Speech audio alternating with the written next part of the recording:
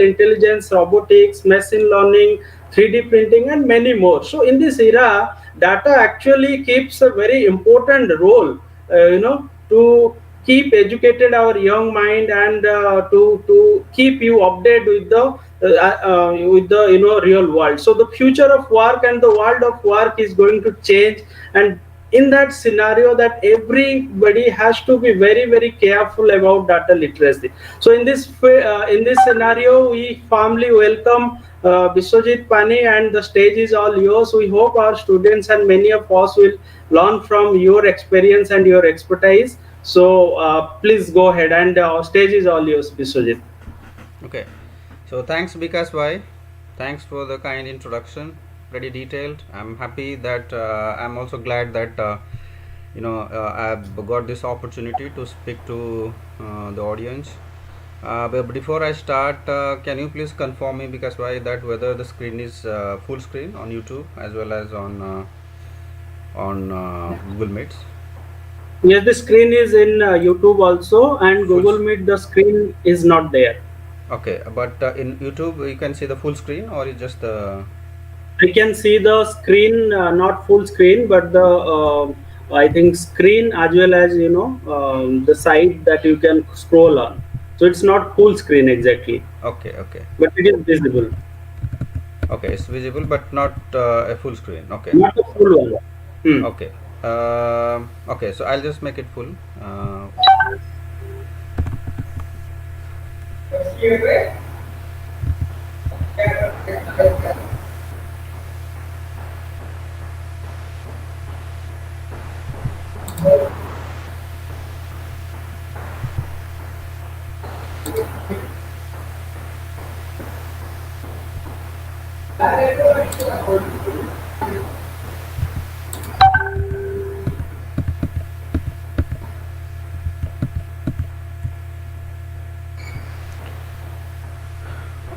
all right, so let me start. So first of all, thank you everyone for tuning in. I'm very glad to give this presentation to you today. Um, so I hope that this will be useful to you. In the course of the presentation, please let me know if you have questions in the chat section, and our moderator will be just letting me know what the questions are, so I'll be answering them while presenting. But yeah, we'll have the question answer session at the end, so that's more convenient in my opinion. So let's keep the questions for the end, but if you have any pressing questions, you can always ask during the presentation. Okay, so the topic of my presentation today is the data skills for the careers of 21st century, and I'm going to straight away jump into the agenda. Well, I'll start with a brief introduction about what I'm going to be talking about.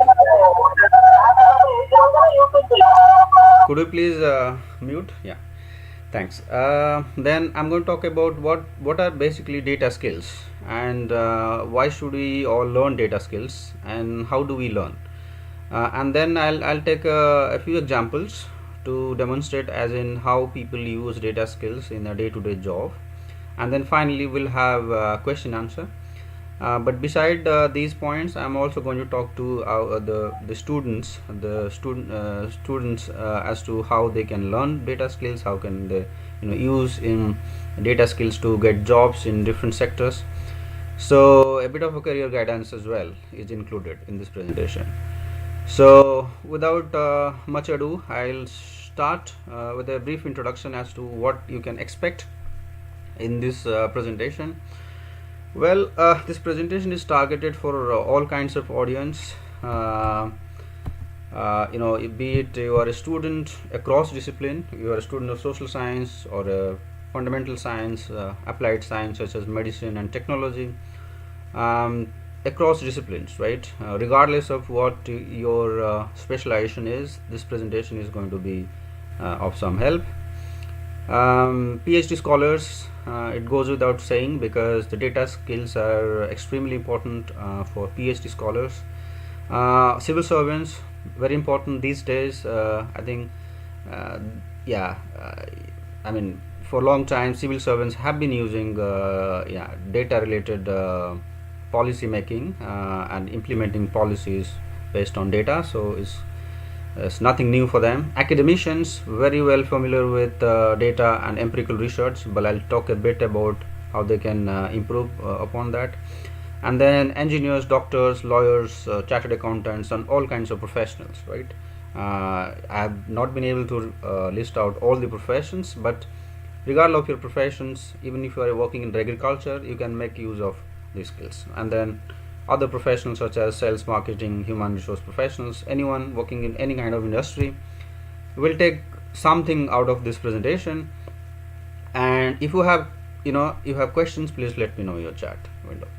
um, but I'm assuming for a moment that all of us are novice, as in we are beginners, so I'll start from the very basics. Those who have some familiarity, like those who come from statistics or economics background, I'm sure it will be somewhat redundant or somewhat pretty basic for you, but never mind. I would always prefer that people who have absolutely no background in data should gain most from this presentation. So okay, so as you know that we are in the information age.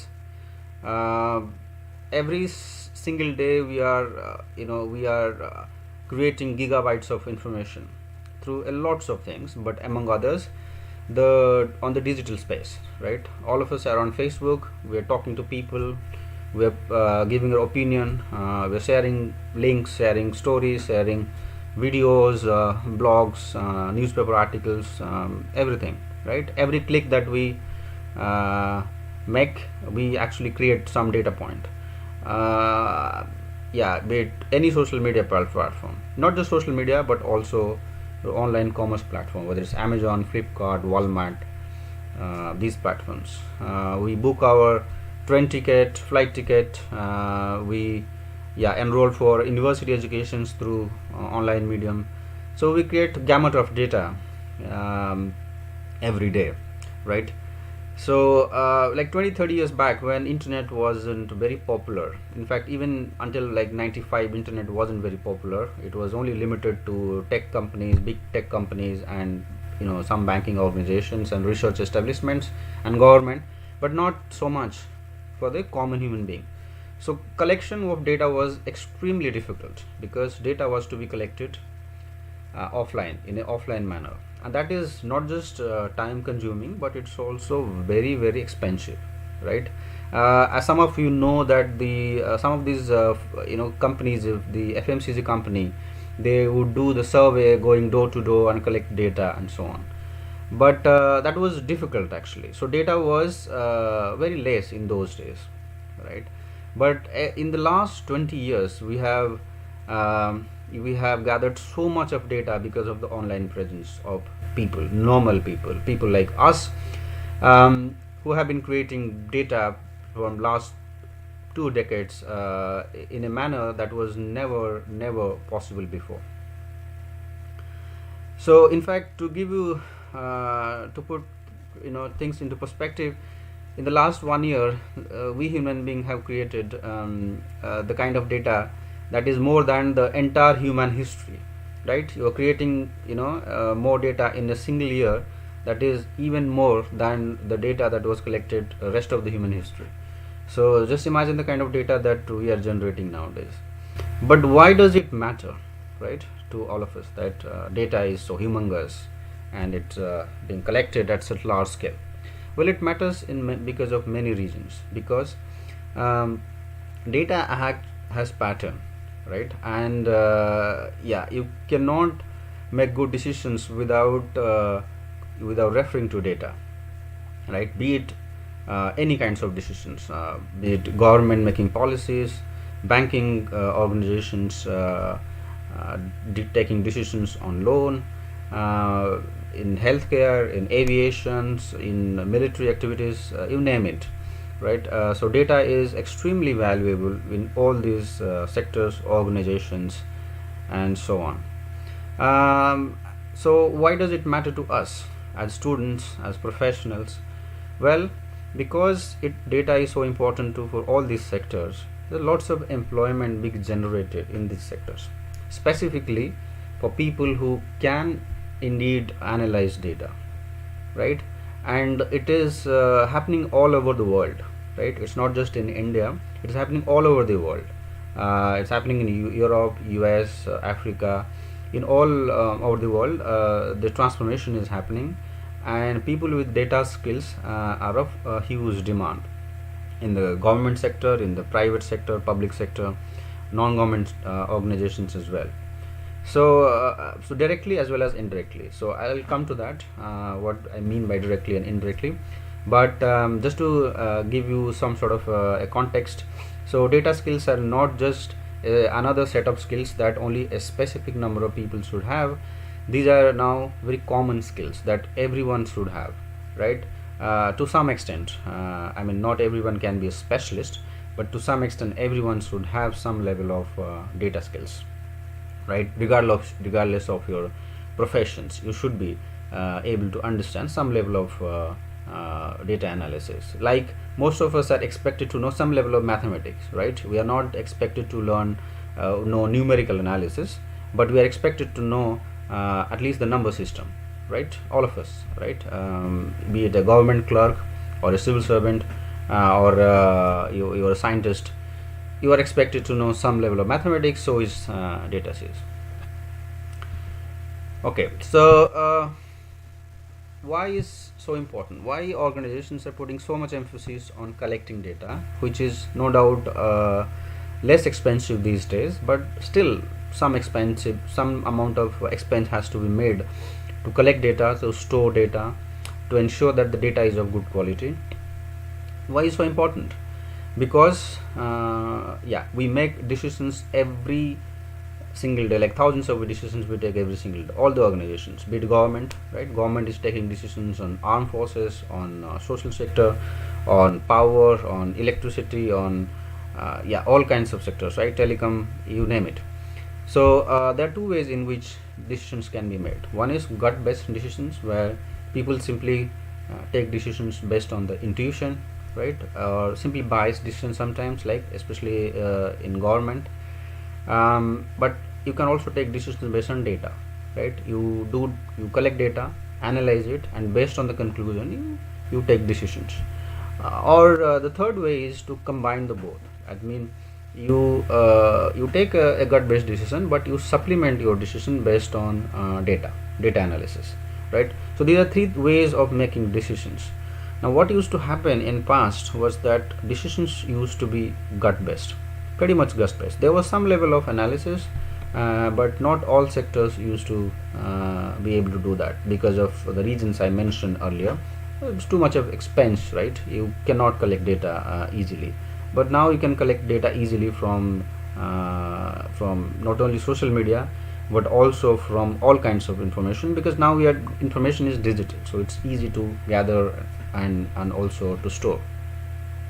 So all organizations are now leveraging on that, and so it is increasingly becoming important that all of us are data literate, as we call it. So there are few forms of literacy, right? We should be able to write, speak, and read, right? So data literacy is becoming one of these very important criteria to be called as the literate. I mean, it's a too strong word.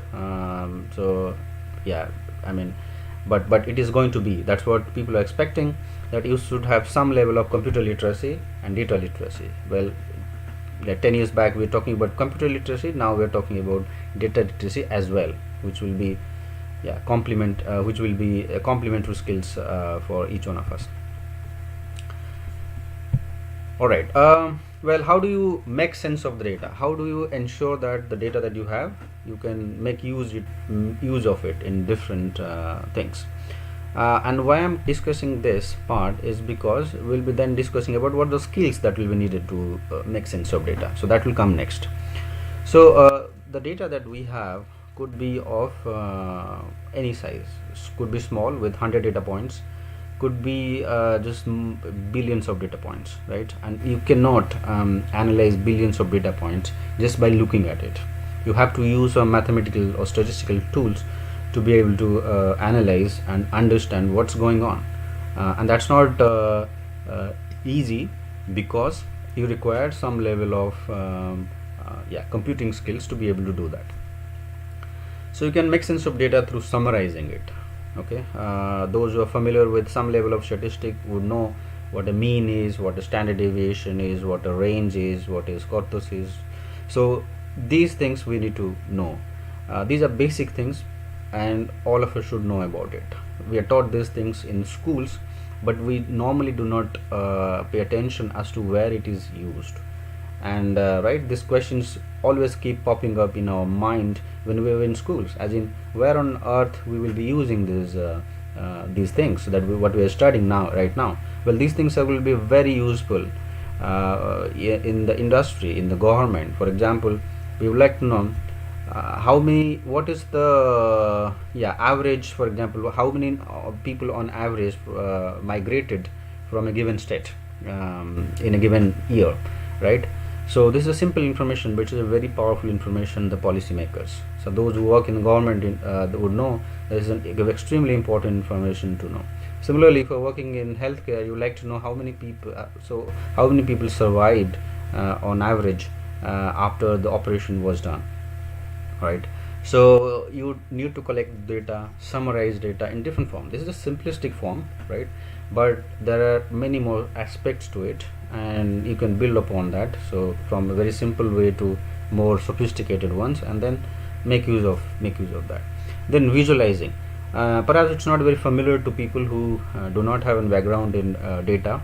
That data cannot just be summarized in this statistical form. You can also visualize through graphs, charts, and so for us human beings, it's very important that we see something in visualized form to be able to understand it better. As the somebody I think it's well known that a figure or an image speaks 1,000 words, right? So that's very important, and nowadays it's becoming very popular, right? If you're reading the newspapers in Times of India or Hindu or Financial Times, Economist, whatever newspaper or magazines you are reading nowadays, you must be coming across a number of graphs and charts and so on. So these are very simplistic way. By the way, you can have many more sophisticated charts. You can make 3D graph, 3D charts. You can make all kinds of others important visualizations, and very easily nowadays with a lot of free softwares available. So these skills are very important. Then to be able to find relationships in the data, that's a bit more complicated, where you need to understand a bit more higher mathematics or statistics or econometrics, where you find out for example what are the reasons why you have high unemployment rate in the country, right? You like to know 5 reasons which are contributing towards the unemployment rate, or probably what's the reason why customers are leaving a given telecom firm, right? So you need to find relationship about customers leaving the company, or the unemployment rate in a given country, and the different factors responsible for that particular factor, that particular variable. So that would require a bit more mathematics, or a bit more sophisticated statistical technique. Those who are familiar with statistics would know you can do that with regression. You can use classification techniques for classifying customers into different groups. So we'll come to that in a moment, but these things are also important. And then you can also do forecasting, predictions for future. So it's not just about understanding what happened in the past, but also to be able to forecast things in future. In our last presentation, I think Professor we had a presentation on forecasting COVID rates, right? So that kind of forecasting, predicting future, is something that we also can do using data. And then optimizing. In the data analytics community, optimization is not given a due importance, but it's extremely important in many areas, especially in manufacturing, in aviation, in many areas where you use operational research techniques to ensure that your resources are used optimally. So use lots of optimization techniques, the OR techniques, to be able to do that using data. So these are some of the things that you can use to ensure that you get maximum benefit out of the data collection that we're making. But The purpose of this presentation is not just to understand the different aspects of data analysis, but how to how to learn these things first of all, and secondly how to improve our employment opportunity, especially for the students in this those who are attending this presentation, especially for those students. I would like to tell as to how they can learn and make use of these skills to get better jobs in the public as well as in the private sector. Okay, so some of the sectors which are using data heavily are like this: healthcare, heavily using data, be it data on patients, data on doctors, skills of the doctors, and so on. Finance and banking, they have been finance and banking are using data perhaps the most, as per my knowledge goes. They have been using data for hundreds of years, in fact over 50-60 years now.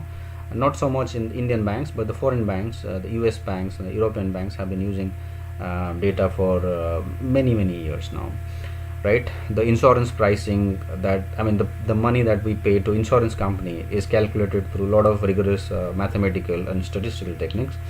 So so finance and banking is one sector that's using quite heavily. E-commerce is a pretty new thing, but it's also using data quite heavily. Retail is one. Retail has been also using for quite some time, right? In India, Hindustan Unilever has been collecting data for a very long time. Travel and tourism is one sector, is also being active. Manufacturing is also one area where it is going, where data is being used quite heavily. Government has been a bit lukewarm in terms of collecting data. We have our statistical department, no doubt about it, but I think the quality of data collected and the decisions taken based on this data is something that is that was not very in a way I would say not very effective, although that's just my opinion, and some people might disagree, but for a long time it was not leveraged to the extent it should have been. But now it is getting better, at least in some way, although a lot more is expected, and people are questioning the data the government is collecting, but that is improving over time. Military is one area it has impacted so much, right? Whether it's collecting data on criminals, collecting data on terrorists or enemy, is being used big time. Other sectors such as non-government organization, law, they are also using. In academic research, it goes without saying that data analysis has given paramount importance, right? Be it social science, sociology, or be it in political science, or in all kinds of social science areas, we use empirical research. So is in science also, be it biology, geology, physics, chemistry, you just name it. We use data to analyze experiments, to do survey, to do all kinds of research and analysis. So these are some of the sectors where you can think of having a career if you have good data analysis skills. Moving on. So what are the things that you should be learning as part of your improving your data skills? So you should be learning how to understand the types of data. How do we collect data, right? We can collect data online way, also in offline way.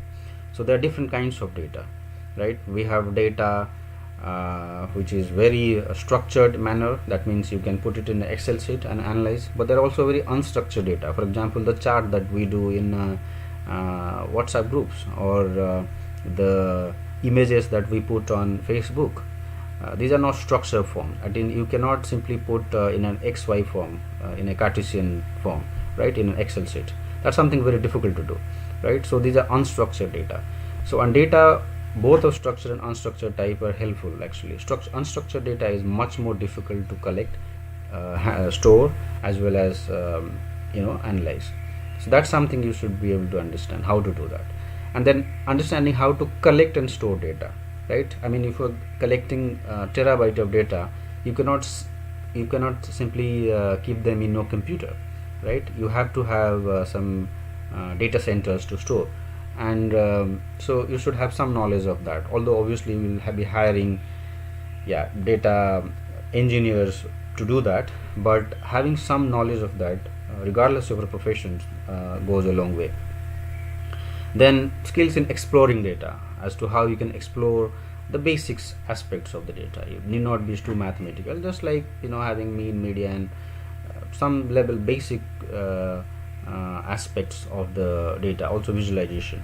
And then statistical modeling, which is a bit more complicated, but then I think statisticians have been a bit notorious in terms of making it too mathematical, almost too abstract, right? They scare us sometimes that it is too complicated, it's only for the people who are extremely talented, extremely mathematical. But that's not true always, right? If you understand even at a basic level, you can do lots of statistical modeling. So regardless of whether you are mathematically very good or not, you still can make use of statistical modeling, learn it, make use of it in your work. And then machine learning and AI. So these are jargons, so don't be intimidated by these jargons. I'll come to in a moment as to how we can use them. But machine learning and AI are the new buzzwords, but they have been in academic research for 6-7 decades now, and then we have been using lots of applications of machine learning and AI. Also, for example, Google search is one application of machine learning. Google Translate, YouTube recommendations. You have lots of examples of machine learning being used in our day-to-day activities. So machine learning is basically is just one aspect of statistical modeling, slightly done bit differently, with less emphasis to most theoretical aspects, but more emphasis to more applications.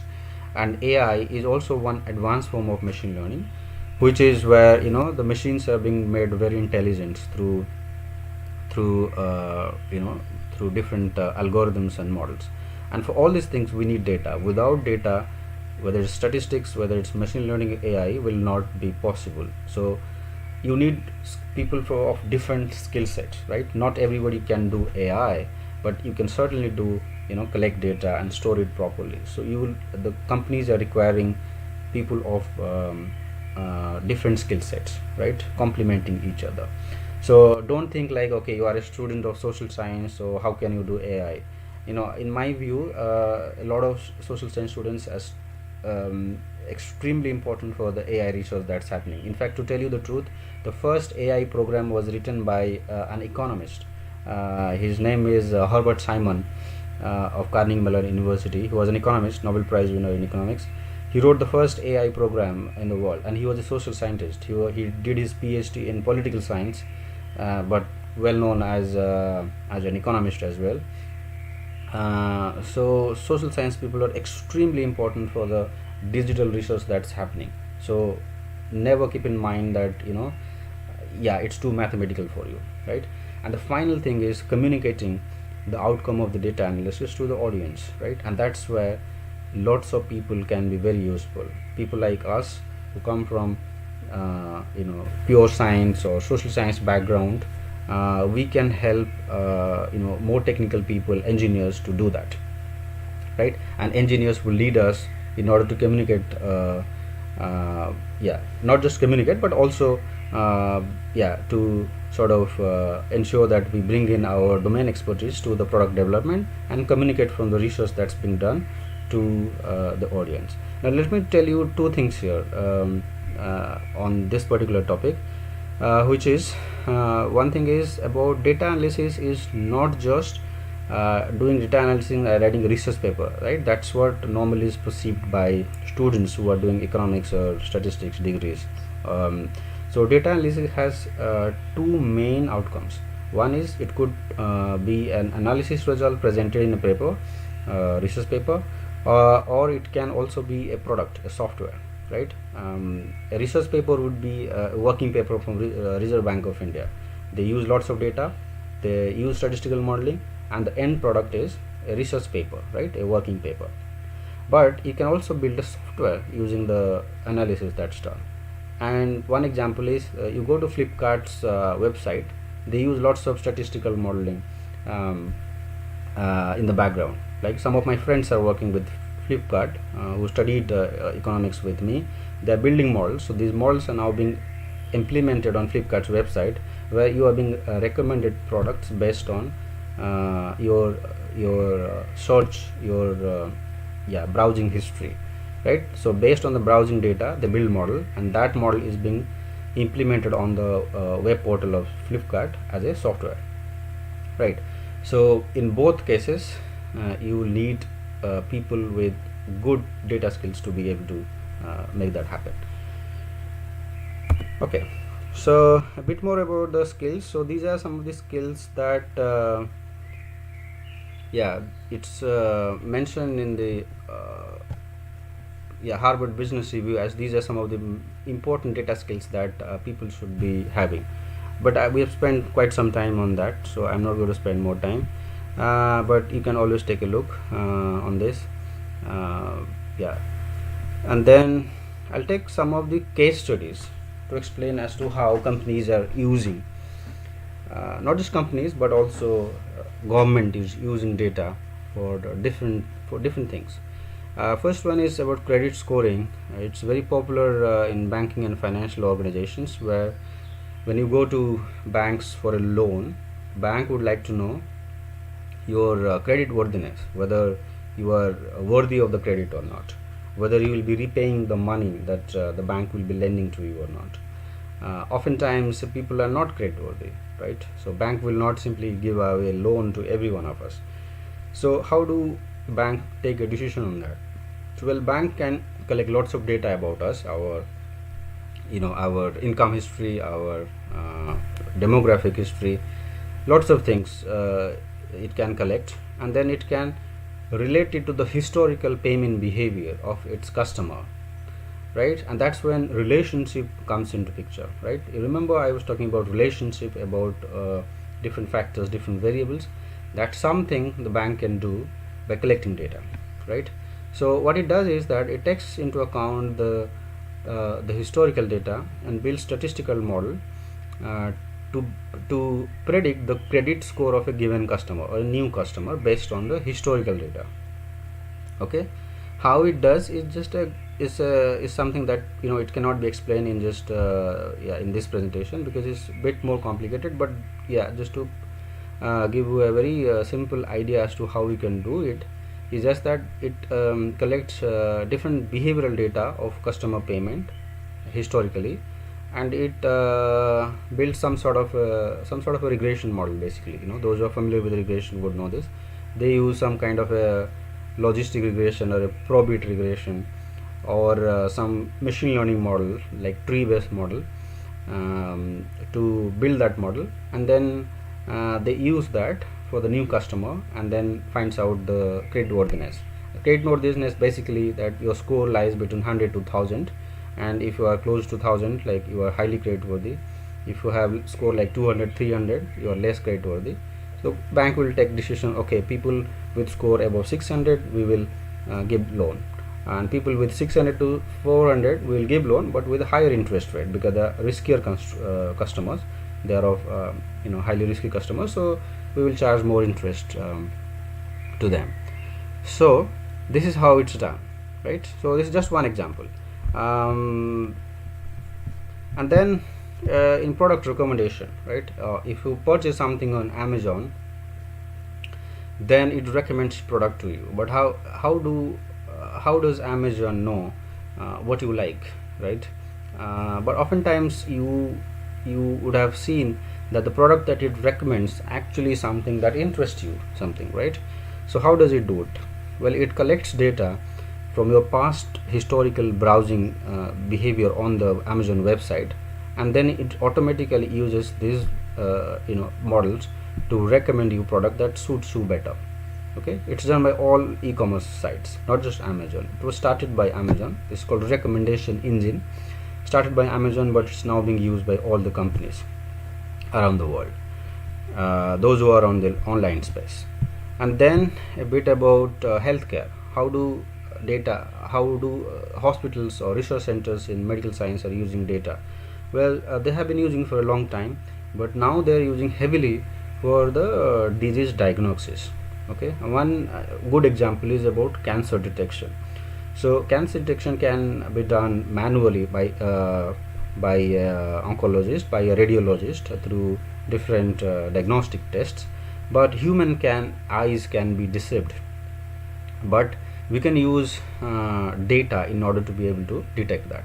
So you get lots of data points from this test, and then using these statistical models and machine learning models, we can analyze if somebody has cancer or not. We can supplement that information with the information that we get from a radiologist, and then finally take a decision. And it has been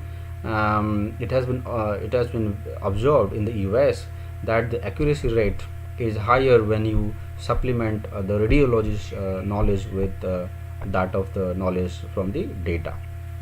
So data analysis is being hugely used these days. To another area where it's being used is clinical trial, right? People know it actually, those who are working in clinical trial, that make use of data a lot. During this COVID vaccine experimentation that's happening, they're using lots of data analysis for that. They're doing these human experimentations, right? They're collecting lots of data, analyzing data, making sense of it to finally come to a conclusion whether the vaccine can indeed be used or not. So there are some areas where people are using data analysis in healthcare, but also on health related policy making, people are using data. Then in more social science related, for example in election strategy, people are using data as well. It's also being used in Indian elections, in state election as well as in central election. It was heavily used during 2014 campaign by BJP, also by Congress. But I think I know people actually were working in both data team of Congress and BJP, and I know that BJP had invested more time, more money, more resources into collecting data, election related data, and making use of that. So IAPAC is one organization which is dedicatedly working for many governments in past. The picture on this slide is Prasant Kishore, right? Many of you would know him. He is also he's an election strategist, and he makes use of data a lot. And in fact, he's associated with IPAC these days, and that company is hiring lots of social science people from political science, sociology, history, to do all kinds of research these days. This also being used by newspaper companies, right? You be it Economics Times or Times of India or Hindu, they're also hiring social science people to do data analysis on the stories that they're writing about. Okay, so next case is about so it's basically the same election thing, that it's also happening big time in the Western countries. You might have heard about Cambridge Analytica intervening into US election. That's quite unfairly though, right? Because it was using personal data from Facebook to do that, and that's where the ethics comes into play. But that's a separate topic as to how we can bring ethics into data analysis. It's a separate topic. I'll touch upon a bit at the end. But the point here is that data is used heavily in the election campaigns as well. Barack Obama, by the way, invested a lot of money in his campaign at that time.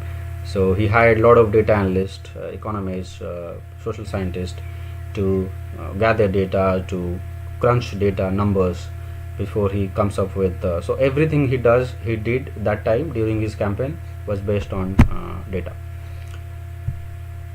Then data journalism, I have spoken about it a bit. It's heavily being used, and now you simply cannot write a story without justifying with data, right? People will simply term it as just an opinion, right? It's easy to give opinion, but it has to be backed by data, and that's what data journalism is all about. So that's where your skills, about the basic skills, right? Simply like exploring the data with basic statistical basic summarization techniques, such as having mean, median, or that kind of thing, or visualizing data. So that's something that's something journalists are doing these days. Alright, then in policy making, right? Those who work in government can tell it better than me how important data is for policy making. In India, we have lots of organizations doing that. Reserve Bank of India, very famously, is doing that. You can also download a lot of data from there. They are collecting lots of data for the monetary policy making. You have NIPAP, ICRIAR, many think tanks in Delhi. They're using data for that. I'm sure also in economic research policy. I know Vikas Bhai or Deepak would know this. They're using lots of data for the decision making happening in the government.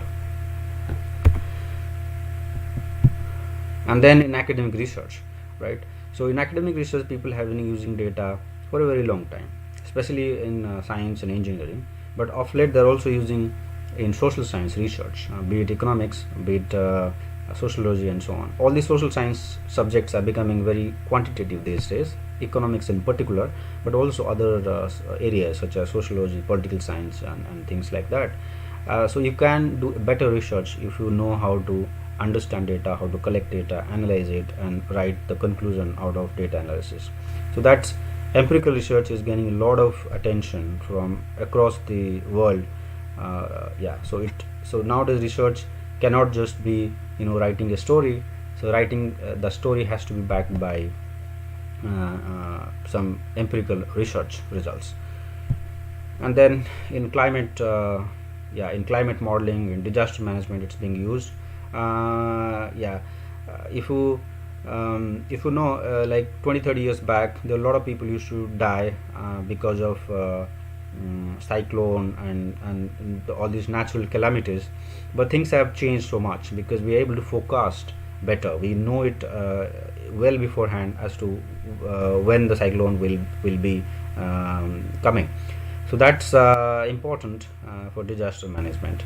It's also important for us, right? For agriculture, for people in agriculture, for normal people also, right? You want to know whether there will be rain tomorrow or not, right? And your smartphone is able to give you that information. But how does it do it? It collects data real time sometimes, uses statistical models and predicts, and then give a conclusion. Sometimes it can go wrong also, because you can never perfectly predict the future using data or whatever. You can simply increase the chances of the prediction being correct by using data. That's what these devices are doing for us. Language translation, this is more of an engineering applications. As you know, you write in English, you can translate into Spanish or Hindi to English, right? So that kind of a thing we're taking it for granted, but that was extremely difficult even like 20 years back. So it was very difficult, right? But now it's very easy, right? I use it every now and then because I live in a country where a lot of people do not understand English. They write emails in their own language, but if in fact in my slides also you can see this is Dutch. Actually, I don't understand, I don't know anything about Dutch, but I simply use Google Translate to translate into English and then understand that. Something very easy these days, and that's possible because of the database research that's happening, or the data team that's there in and Google and all these tech companies. So the reason why I'm telling all these things to you is because to give you an idea as to how data is getting so much of importance in all sectors, right? Regardless of all across the sectors, right? You cannot name a sector which is not investing money and time and resources into data, and therefore it's so important to have data skills or to be data literate in the modern times, right? Finally, the example of autonomous car. If you're following tech news, you must be familiar with this, that tech companies are investing to use data, your lots of data, to be able to build product that will drive the car. You don't have to drive yourself, the car will drive itself, right, without any human intervention. So that is autonomous car.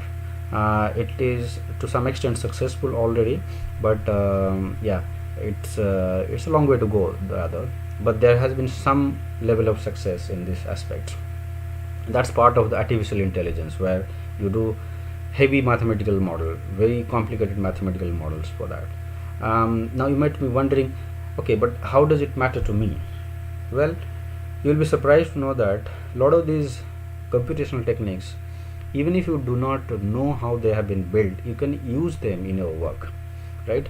you don't have to understand the background of every single thing, right? It's difficult for all of us to understand everything that goes on into that model or to that algorithm or that technique or tool. For example, we don't understand how, for example, energy is being transformed from one form to the other, right? But we make use of radio. We use radio. We reuse TV. We use electricity, but we don't really understand. A lot of do not understand actually how electricity is being produced, right? The theoretical aspect of it. I mean, you don't have to understand electromagnetic equations to be able to use electricity. Similarly, you don't have to understand the theoretical aspect of AI to make use of AI in your day-to-day work, right? Probably in one more webinar sometime in future, I'll give an example of how you can very easily use AI to do some interesting work, how you can automate a lot of things by using artificial intelligence. So that's I'm going to do that in maybe in future sometimes, and it's very easy actually, not that complicated. It sounds a bit complicated when I talk about it to you, but it's not that complicated to be honest with you. Okay, so question is, why should we learn these things? I mean, what does it, I mean, obviously it will take some time to learn these skills, and why should we learn? The short answer is that you can be a better professional, right? You may be a civil servant or a professor or a banker or just about anyone working in other fields, but some skills of data makes you a better professional, right? To what extent you learn depends on your profession. You don't have to be a master of everything, but having some basic knowledge makes you a better professional. And your employment, the demand for your employment goes up quite substantially if you can showcase that you have some data skills. So demand in the job market would go up if you know some data skills, and you can be a better decision maker both in your life as well as in your professions. That's very important, and your work will be of higher impact to the organization that you are working with, be it government, be it private or public. So therefore you should learn data science. All of us should learn some data skills. All right, and then question is, how can we learn, right? All that is good, it's important, fine, but how do we learn? Well, you can learn at university. If you are a student of science or engineering or statistics, economics, you are all learning some level of data skills, right? But not all academic disciplines teach you data skills as part of the full-time program in universities, right? When I was a student in BJB college as a physics student, we were not any data skills, although data skills are very important for physics research, but we were not taught at a bachelor's degree at least. I know in masters and PhD they do teach you, but not at bachelor's degree. But you can certainly learn yourself, because you are learning some level of skills in theoretically using books and all, but you can simply take that to a bit more higher level by learning, supplementing a bit with the self-learning. So you can do part-time certification in statistics, be it from IGNO or be it open source community, or be it from the MOOCs. MOOCs are basically the massive online learning platforms, whether it's Coursera, edX. There are other platforms as well. Data Camp is one very good platform. In India also, the government has started, I'm not able to recall what's its name, it's called Soyam, I guess, where you also have lots of people, lots of professors putting out their online educational content. NPTEL is one other platform where you can learn also. It's free. You can find it on YouTube. You can also do a Google search to find NPTEL. It's a platform where many professors from Indian Institute of Science and Indian Institute of Technology have made courses on different data skills. Okay, you can also learn from blogs and YouTube channels and these things. Okay, so what are the things to learn, right? And obviously there's no one size fit all rule type, as in it depends on many things, as in whether you really want to be a data professional as a specialist, or simply want to learn a bit and use it in your profession. So you should learn the basics of probability and statistics, basics of numerical computing, some level of econometrics modeling such as regression, classification, time series. You can also learn a bit about machine learning, AI, if you cannot understand at that level, but at least know how to use them, right? That's also possible.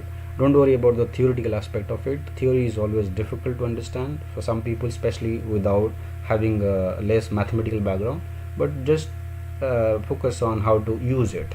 That's very important. Data visualization is very easy to learn. I think almost everyone can learn. It doesn't require any mathematical ability.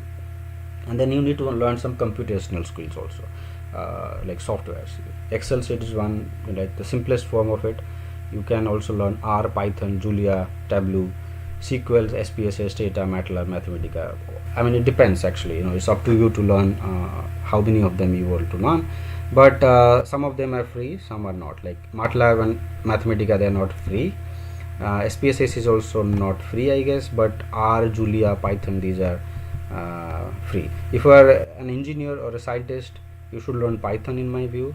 And if you are, or even R is fine. But if you are a social scientist, I think R is very suitable for you. SPS is also fine, Stata, but then you cannot do lot more with these softwares because yeah, there's less flexibility. They are not programming language per se, but you can certainly make use of them. And then SQL is very important. SQL is basically how to query data from databases, right? It's often ignored, but I'll tell you, if you write SQL on your CV, on your resume, your employment opportunity goes up astronomically, substantially more. So always learn some level of SQL. That's one language that's used in almost all industries. Then job opportunities. So if you're a specialist, right, you spend like 6 months learning these skills, you can apply in many job opportunity areas in the private sector, in the public sector, be as a data scientist or a data analyst or a quantitative analyst, finance, yeah, as simply as a quantitative economist, or a data journalist in media industry. Well, there are many names to it, right? So if you do a bit of a Google search, you will come to know lots of jobs on these areas, right? And these jobs are not just for statistician. I know there's the many jobs are for statistician and computer scientists, people with computer science background. But if you have skills and you have a background in, for example, history or sociology also, you can also be hired by many companies.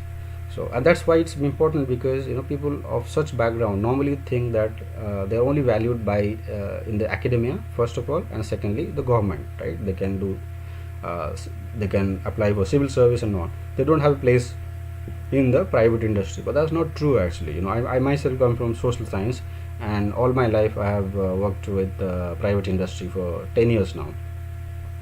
So you can find a job, but you don't have to be a specialist always, right?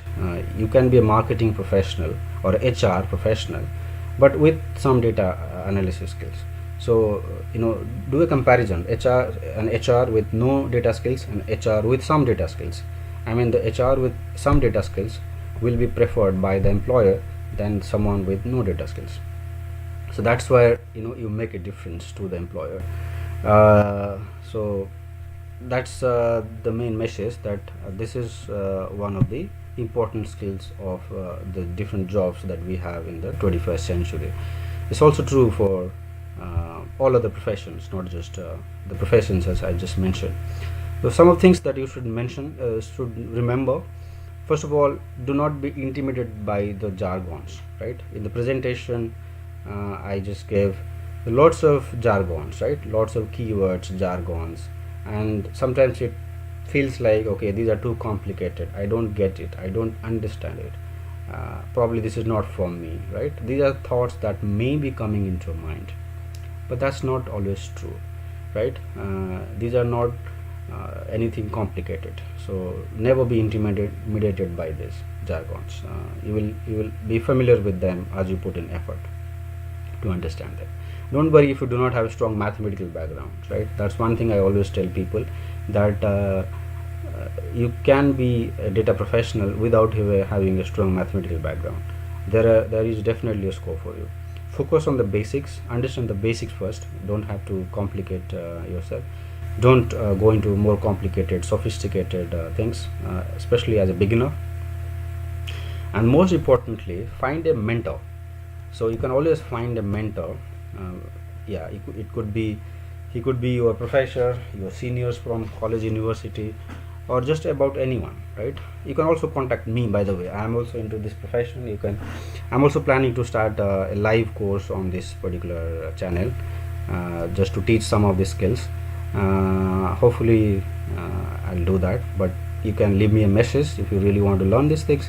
I can also give you some level of mentorship. I'm sure there are also other people in this group, I mean people who are attending this seminar today, who are also quite very well qualified to help you on this. So please find a mentor, that's very important. Okay, and then I like to conclude, and while concluding I like to tell you few things, especially if you are a student.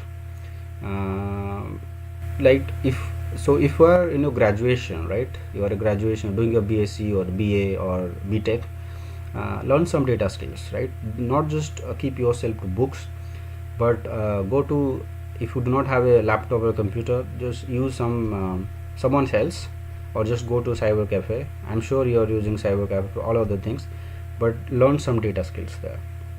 Okay, learn as much as possible, right? Even if you don't understand, just learn some, do something, it will make you feel much better, it will give you much more opportunities in the future.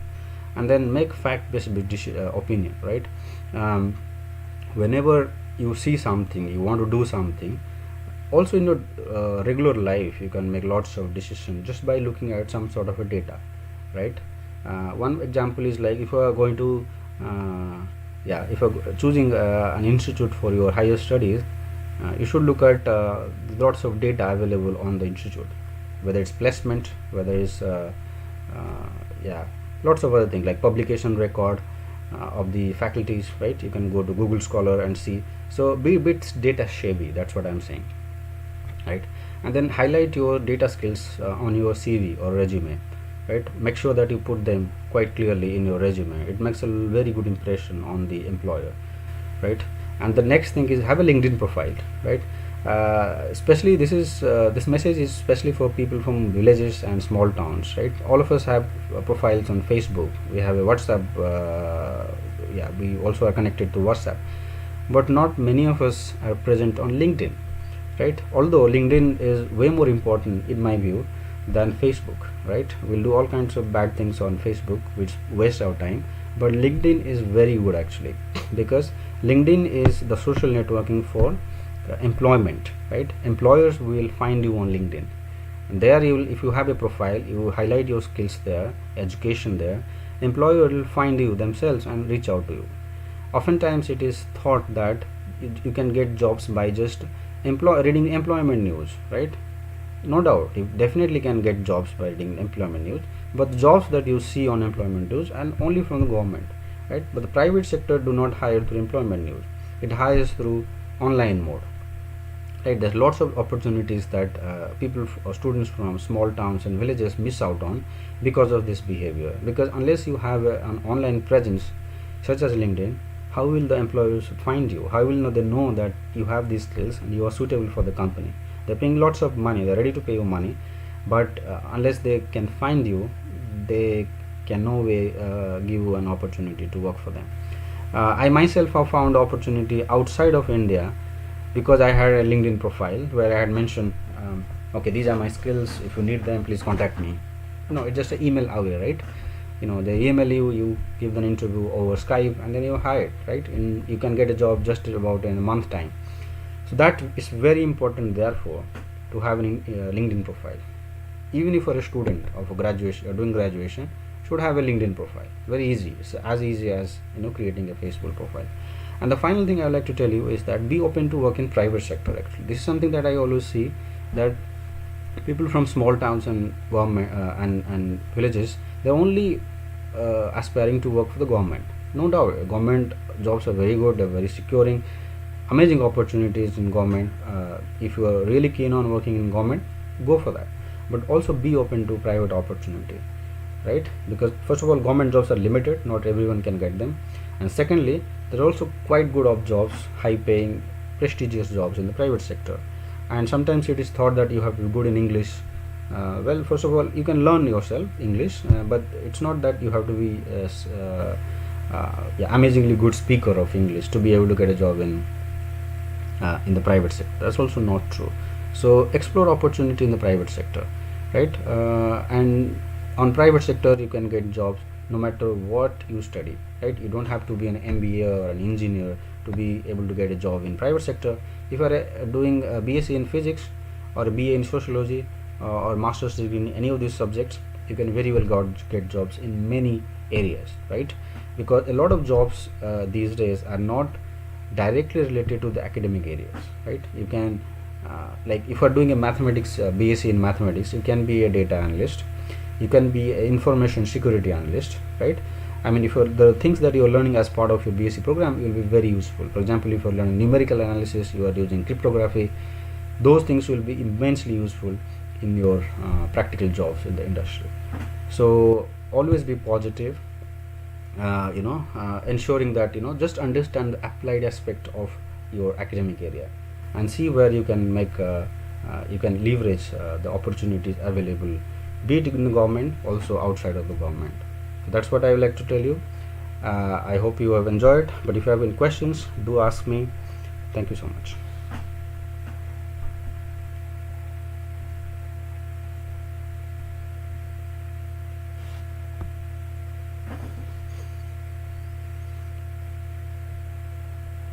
Okay, just I'll go through the questions one by one. um, the first question is,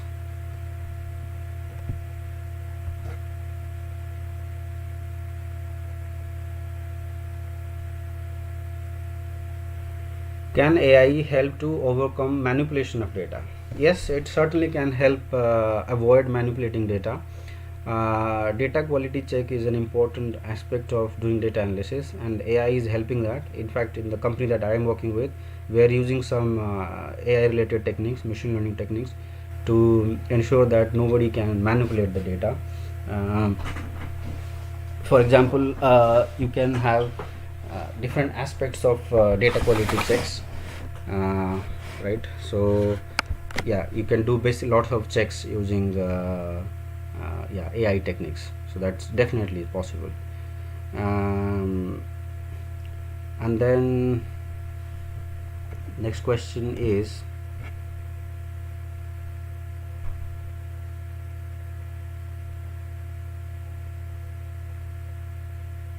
yeah, so how is it possible to have these things in the universities, especially because the economic constraints? Well, first of all, yes, I understand that university cannot have the infrastructure that is required. I mean, it cannot match the infrastructure of the foreign university or Western universities, but it can certainly do that at some level, right? For example, yeah, when I was a student like 15 years back in BJV college in Odisha, we did have a computer, right? I'm sure there was an Excel sheet there, or you can also download some free open source software and teach students. Nobody did that in those days, right? Although it is very, I'll tell you one of my experience. So we used to do this experiment, physics experiments, and we used to collect data, and we had to fit a least square line. Okay, now fitting a least square line, we used to, how we used to do. Our professor taught us that you draw a line that passes through these 3 points just by hand, right? That is very unscientific, right? You can very well do that using a very simple software like Excel, or downloading some free software, R, for example, R, right? But our teachers never taught us these things. But these are extremely important. You can very well fit a least square line using a very simple software. So these things can be done. I'm sure you cannot have a supercomputer in each and every university, but you can certainly teach some basic data skills to all the students.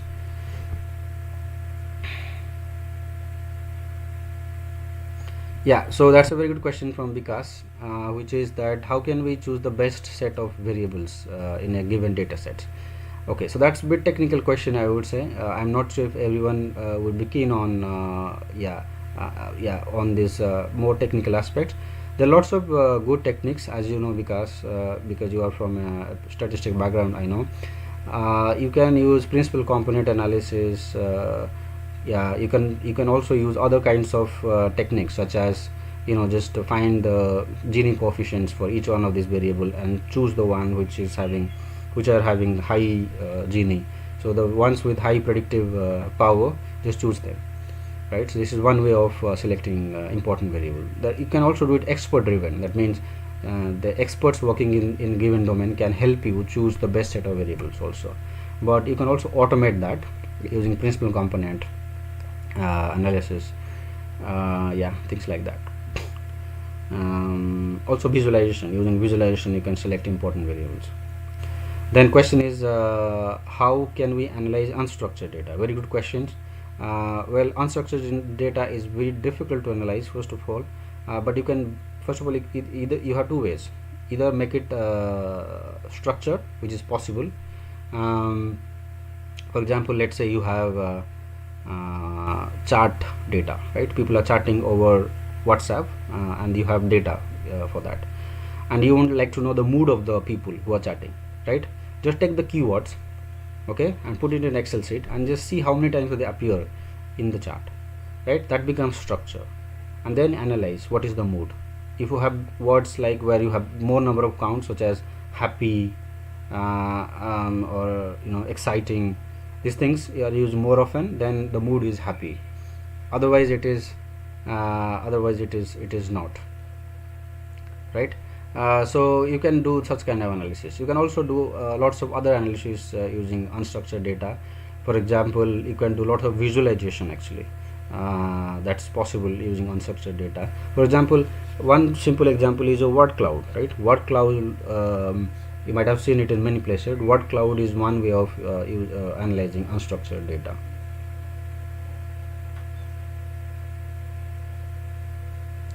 What Indian banks can learn from international scenario in terms of data analytics? Well, the short answer is that they have a lot to learn. Well, Indian banks are lagging behind big time. A lot of them do not simply use credit score. That's very simple thing that people have been using in the US from last 50-60 years, but Indian banks are not using that. We have started using some of the publicly available credit scores such as CIBIL score these days, but I think a lot more can. I mean, the banks can have their own credit score in the bank. Their own analytics department can use the internal data to come up with a better score also, right? And also in terms of regulations, right, whether it's capital reserve or provision calculation, Indian banks have a lot to learn from the Western counterparts. Yeah, also on the digital analytics side, right, understanding customer behavior and so on, pricing, doing risk based pricing, where you charge more interest rate to riskier client. This is something that Indian banks can or should learn a lot from their okay. There's another questions about how can we explain eigenvalue in PCA. So okay, again, it's a technical question, I would say, and I'm not going to spend a lot of time on getting into details of the technical aspect. As you know, that PCA is where you actually combine different factors, different variables, to come up with orthogonally diagonal variables, right? It's about dimension direction. So if you have, let's say, 100 variables in place and you want to reduce the dimension to, let's say, 5 important dimension or 10 important dimension, you use PCA for that. And that's where you use the eigenvector and eigenvalue in order to come up with this this orthogonal factors or variables. What we mean by orthogonal is because oftentimes if you have 100 variables, many of them are very correlated, and that you can avoid having orthogonality component built into that setup, and that's where you use eigenvalues. Okay, thanks Professor Babu.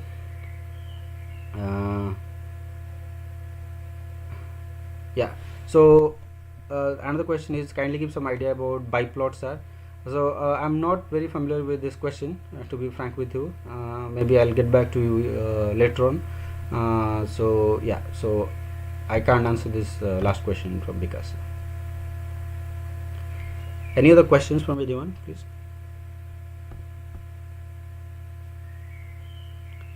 Okay, if there are no more questions, then we are good to close the call.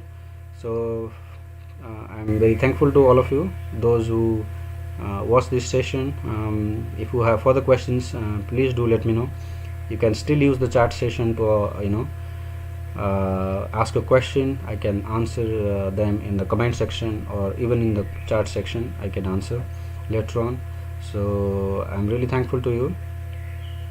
So yeah, then looking forward to having another session maybe sometime in the future. Thanks everyone.